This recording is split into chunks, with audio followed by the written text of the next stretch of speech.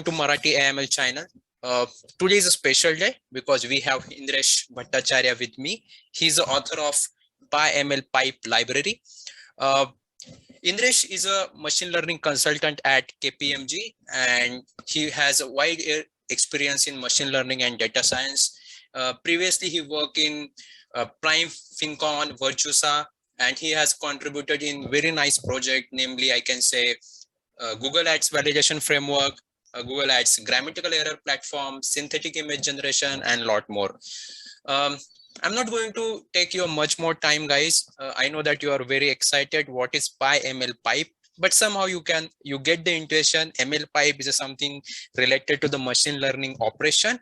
And yes, guys, you are totally correct. What is MLOps? What is MLPipe? I'm also very excited. I just seen this his article on Medium, and I'm really excited because I work on such a library, say MLflow, Kubeflow, Azure Machine Pipeline, similar like that. But I'm very much excited because this library just been developed sometime, some month back, and I'm very excited to see it. So over to you, Indresh. It's all yours. Yeah. Hey everyone, how are you? So Sainath, thank you for introducing me. And again, so Sainath told most of that.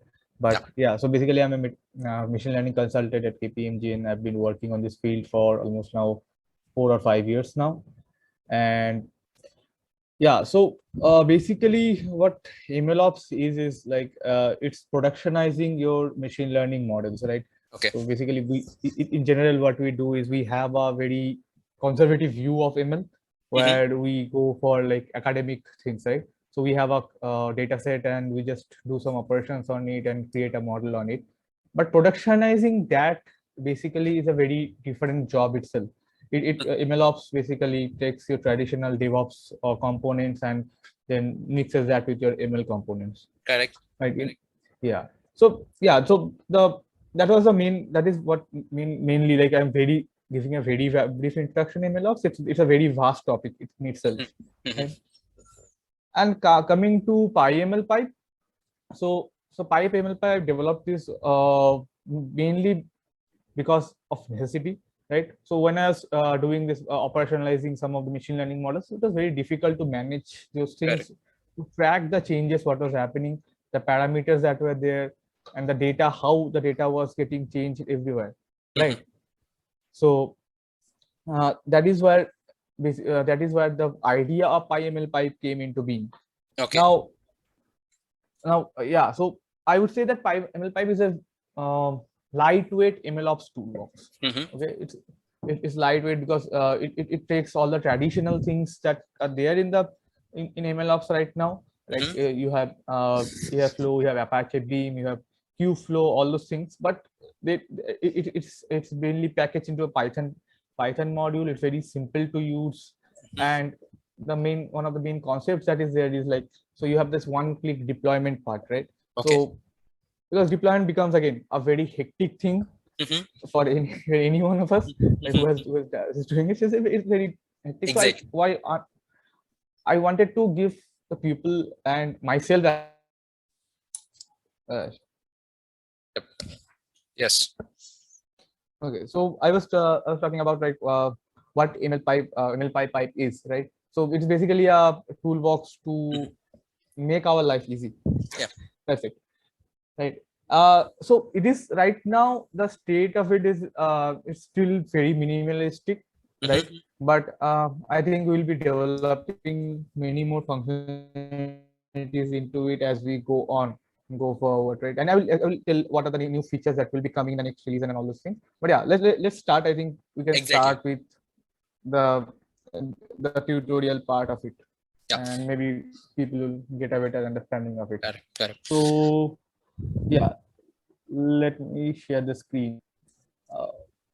Can you please enable the share screen? Yeah, just a minute.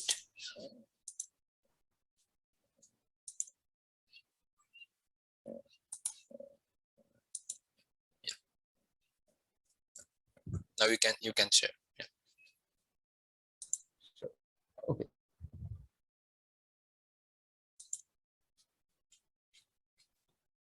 So here I have my VS Code open, right? And let me create one more file, and let's say demo.py.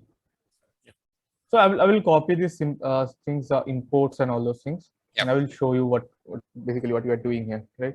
Yeah. So in this segment, we are just trying to import all the necessary libraries that are there.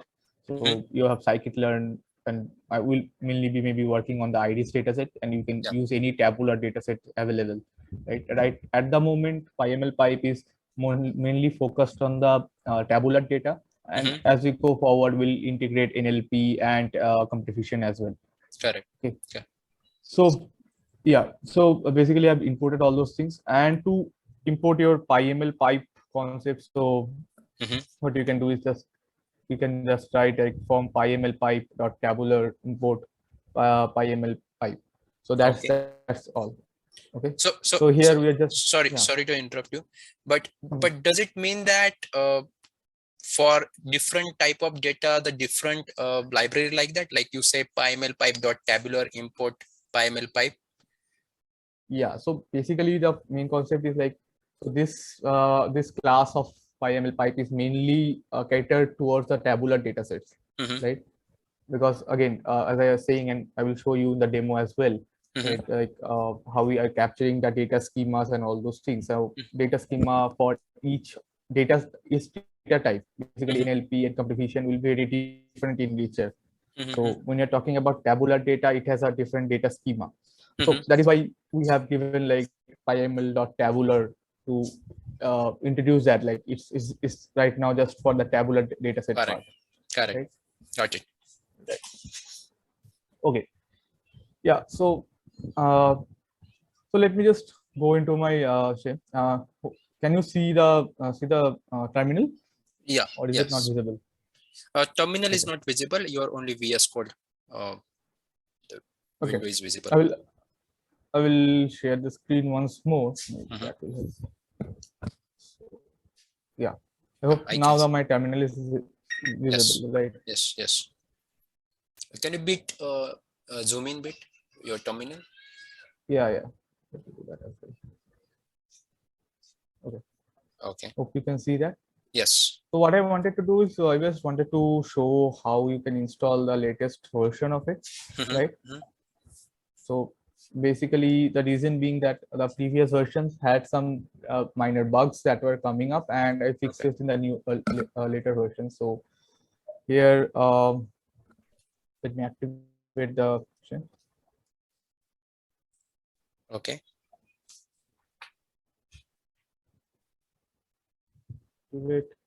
So we can just install it like using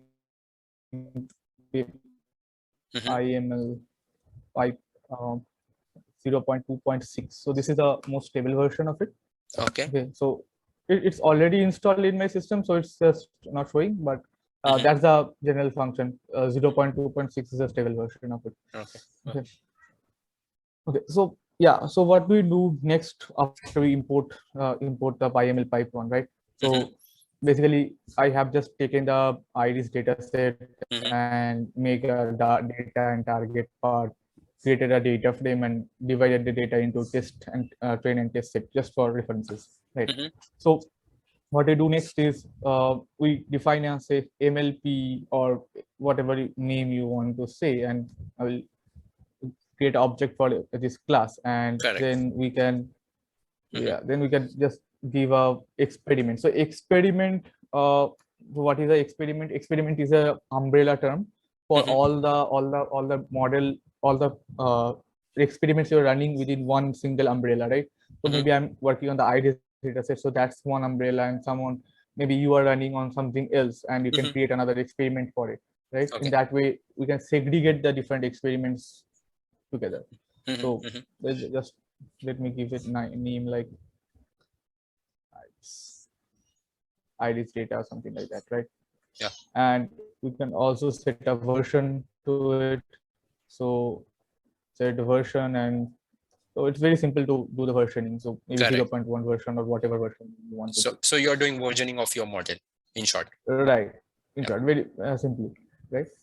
So yeah, we have the experiment, we have the version there. Now it is simple as that, like with, so what we do is use the with statement. So with MLP dot run, and then we can write the block of code within this one. Okay. Now generally what it does is, so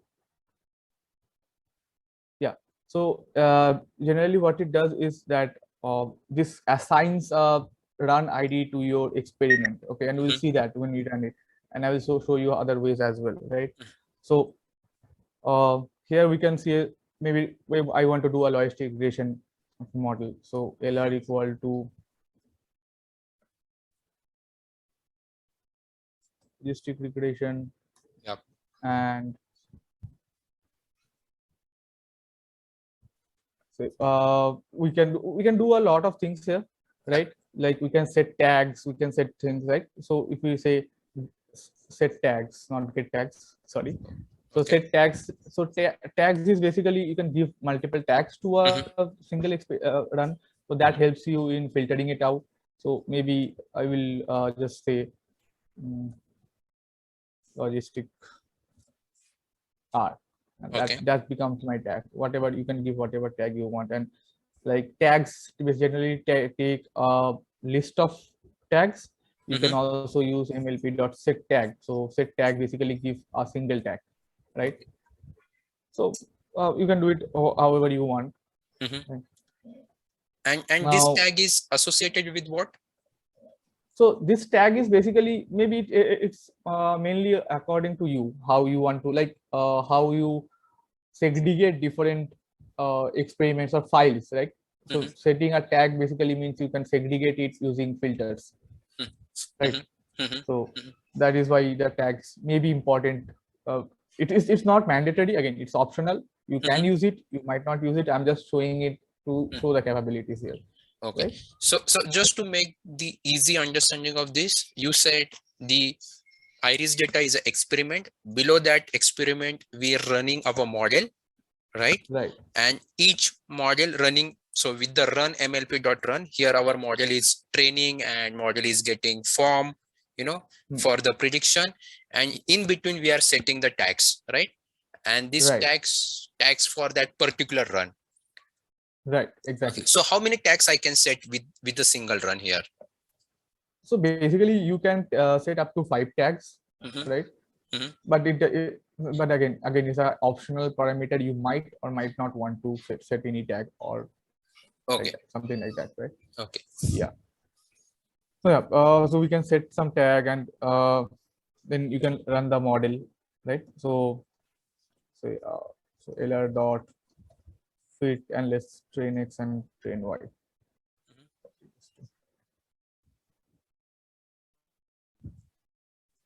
This will basically fit your model, and then we basically what you generally want to do is try to figure out what, like, compare multiple matrices together, right?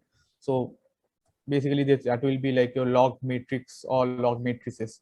So matrix basically means there is only one matrix. Like you can have multiple. I will show you how it works. Like, so let's say accuracy, right? Accuracy can be one matrix for us, and let's give accuracy score. So this basically takes in your scikit-learn functions and use them internally. You don't have to specifically make it differently as well. Okay. So let's say predictions and LR.predict. So test X and test Y and your predictions. So that's how we generally find accuracy. Okay. Okay. Okay. And similarly, you can do like F1 or precision, all those metrics. You can individually write them, or you can write like MLP dot log. So we are just storing our result into the in this matrix, right? Right. Yeah. Right. Or you can do like something like this, which is log matrices, and here you can put up a dictionary. Okay. Correct. So here, like say accuracy and also. So instead of accuracy, let's give precision. Okay, so that will be helpful. Score and let's give recall as well.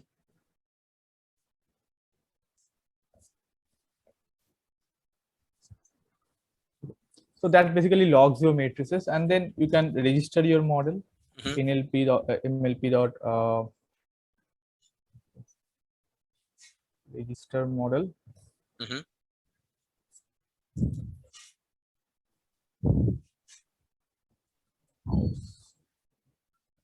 It will be, the model name can be say logr and lr. Okay. Right. Mm-hmm. So this is one thing, and also you can register the artifact you're using. So in general, what tends to happen is when we are training the model, right? Different training sets are being used, right? And each training set will yield a different result. So that can also be tracked upon. So basically a type of DVC or data version control. So that can be achieved using your so MLP dot register artifact. Okay. But it will only store your model artifact, not the source data artifact, right? So when you say register artifact, it stores the data.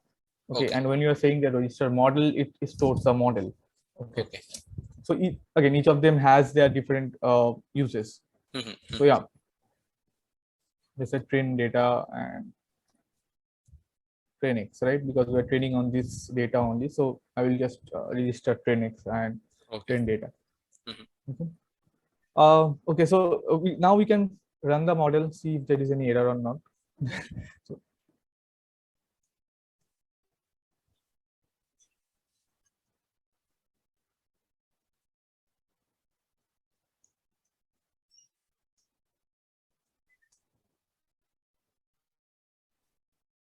okay. So okay, fine. okay. So that these are just learn. Okay, so basically the issue is that I didn't. So the precision recall, I have to give like micro or macro instead of average. Okay. So micro. Okay.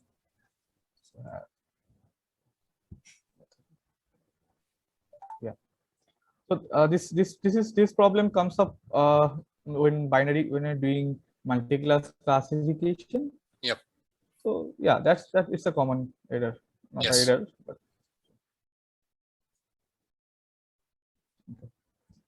it should solve the problem.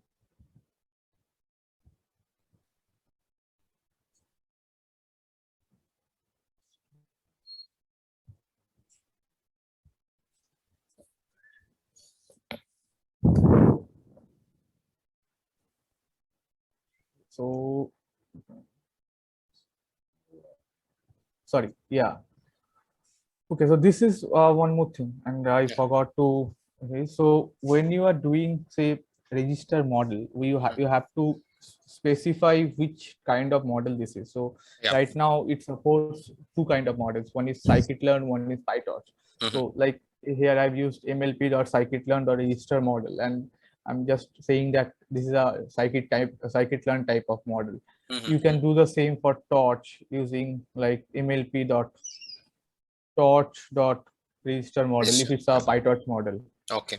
Okay. Yeah. So this is the one of the important point, that if anyone wants to use in framework scikit-learn and then torch, then we have to just wait for till that the development is happened, right? But our library currently supporting, I think, scikit-learn and torch, so that is the best. Both. Yeah. Right now that is the thing, and in a week or two, I think we will also be supporting TensorFlow and Keras. Okay. So from a week or two from this video. That's great. That's great. Yeah. No, so if we run this should generate. So that it is it ran completely and there is no issue, right? And so we'll see that whenever you're running this model, you will get this model run folder. which is generated with your experiment name. So here I created iris data, and so that's the experiment name. Okay, and each experiment will have its own run ID. I ran this 3 times, so that's why it created 3 different ones. Okay. Right.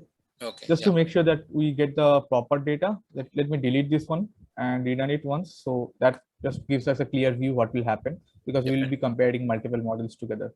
Yes. Right. Yes. So again, if you see, it creates another folder for us with a random ID. Okay. Now this one has your artifacts, your matrices, your models. So your models will be stored here, and your info at YML will basically store all the data that is necessary. Right. And how we can also see this using a GUI. So the simple way is, right, using Python, PyMLPipe UI. So this command will start your UI for you. Right? Okay, It's running on the 127 server. So let's open that up. So yeah, so here you can see that this is the UI that is generated, right? And you have all the data. Okay, so here, and let's do one more thing. Let's rerun this one more time. So let's give it a version 2 and rerun it. So what that will do is basically give us a way to compare multiple models. Yeah. Okay. Yeah.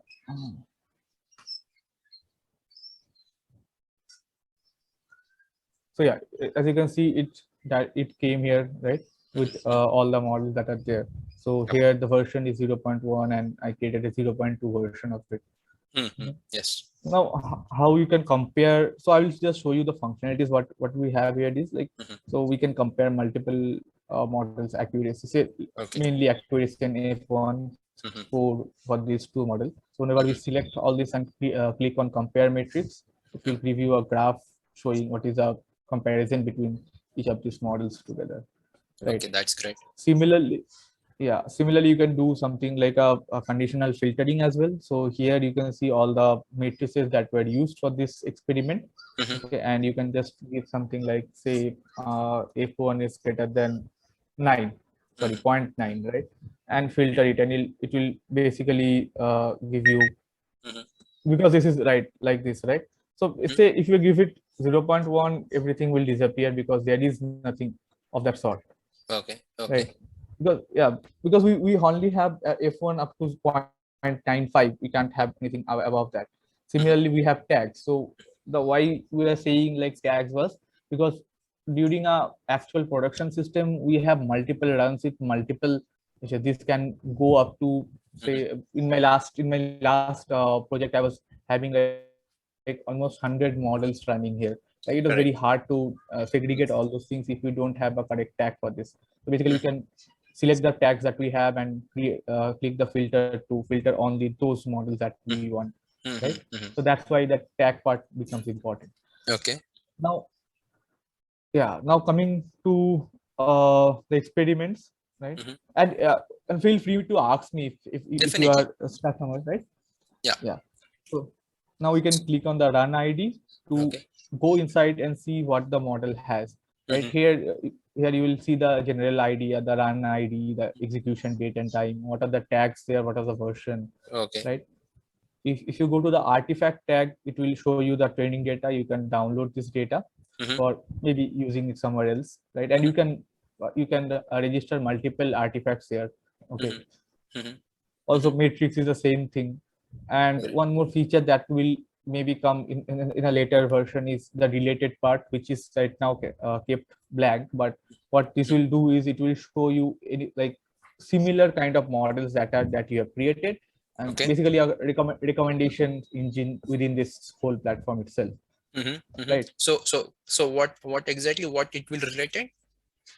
So related will basically show you models that are very close to this one, This model. the one you are checking. Yeah, maybe it has a better accuracy, or maybe it has a better precision, different parameters, something. So it will show what are the related models. So one way we can compare the model using the compare functionality. Another way is you are developing a model itself within this PyMLPipe, which give the recommendation stuff. So, Right, exactly. Okay. Okay, got it. Then we have the models tab, and this is the part where it gets interesting, because in general production, so when we go for production sometimes, and most of the times, okay, we create models and then forget what are the parameters that were used for it, right?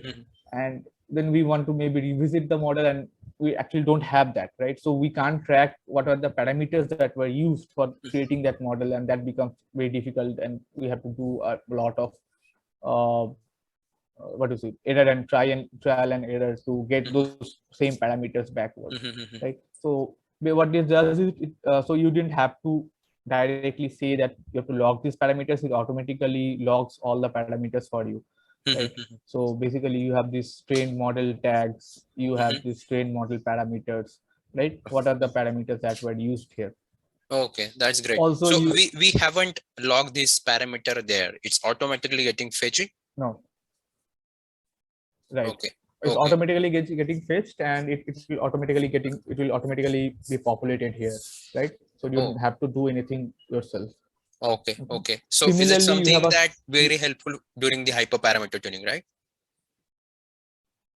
Right, very, because that is what I was saying, right? It's very, like, we generally tend to miss out on these small things, Correct. right? When we are doing production, and we have to do a very lot of trial and error to get back to that actual result we wanted.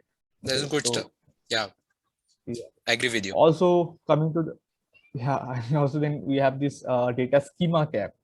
So what the data schema tab it does, it's a df.describe, right? It is the same thing, but again, we when we are training models and we are doing a random split on the data, we generally tend to forget what were the statistics of the data, the schema of the data.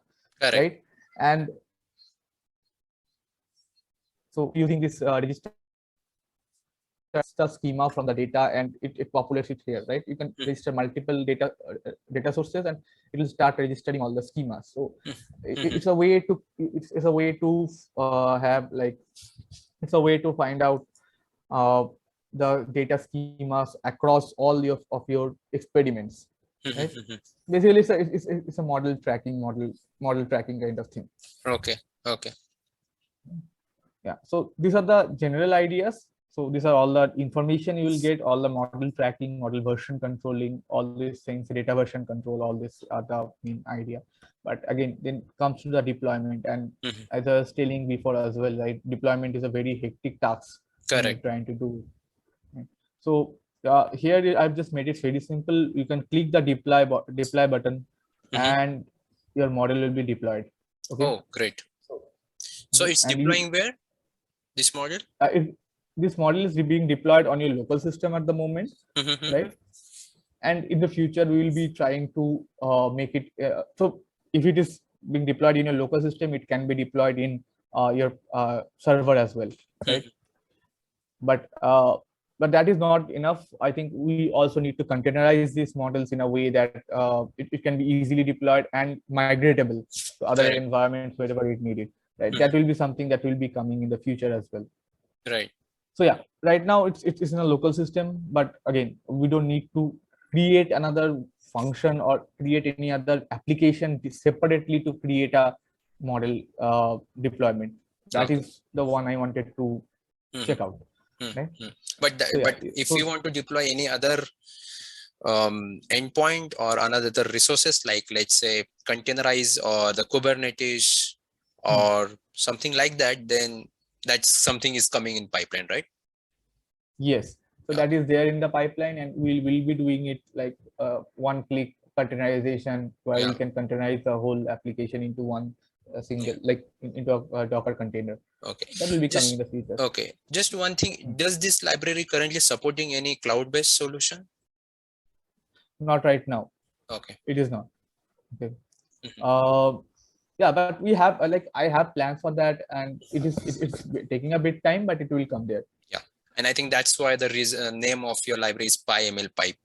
Everything is coming in pipeline. Yeah. That's nice.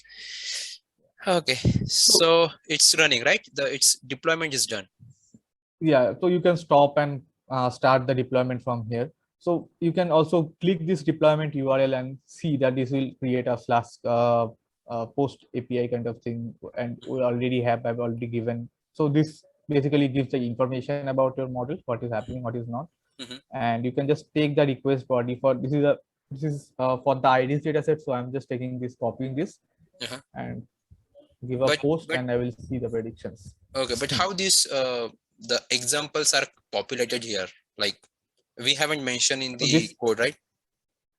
No. So this example is I have used is because of the IDs dataset I was using, right? So just to show how we can, just use it directly when someone is very new to this, right? So okay, so this, as you can see, the request body, this is very generic to IDs dataset, but in other datasets we can change it. Also, we can log a single or multiple rows from the data if it is registered somewhere, right? So yeah, that is it. And you can have multiple. So it's not like you have to do a single line of prediction. You can see that there are two distinct rows here. So you can do a batch prediction as well as a single prediction as well. So it just takes a list and gives you the output. Correct. So yeah, that's great. That's basically the idea about PyMLPipe as of it stands right now. Okay, but yeah, we also have a support for PyTorch, and I think that we can cover maybe sometime later. I think that's really great introduction and the detailed overview of your library PyMLPipe. Guys, I'll definitely put the GitHub link of this library in this YouTube description. Also the Indresh LinkedIn profile. So if you want to have any doubt while using this library, you can connect, or you have any suggestion, you can connect with Indresh. And it's an open source, so everyone is welcome if anyone is interested to contribute. And I know that in coming days, this will be a very good and fantastic library, and everyone in the space of MLOps will definitely use this. So Indresh, again, thanks for your time and giving the intuition. And one more thing, Indresh already have the Medium article. I think he has a Medium article recently published for PyTorch, right, Indresh? And for the some sklearn library. So you can refer that Medium article for the how we can use this. So that's the additional information. So thank you guys. Thanks for your time, and be in touch. Please don't forget to like, share, and subscribe. We'll definitely come up with such a nice library and we say such a nice author. Okay, so till that time, stay tuned. Thank you.